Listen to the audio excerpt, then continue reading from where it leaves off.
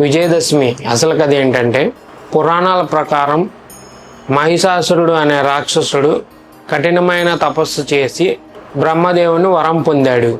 ఆ వరం ప్రకారం మగవాడు కానీ రాక్షసుడు కానీ నన్ను ఎవరు చంపలేరు అని కోరుకుంటాడు.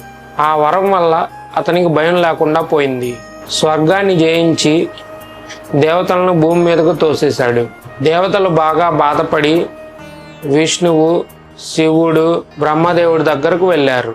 అప్పుడు అందరు శక్తులు కలిపి ఒక మహాశక్తిగా సృష్టించారు. అదే దుర్గాదేవి.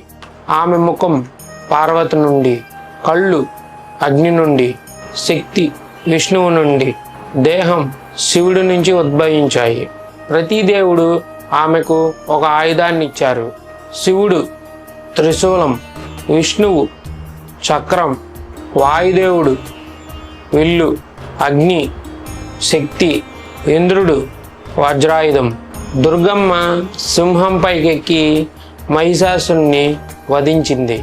మహిషాసురుడు ఎద్దు, సింహం, ఏనుగు, రాక్షస రూపాల్లో మారుతూ యుద్ధం చేశాడు.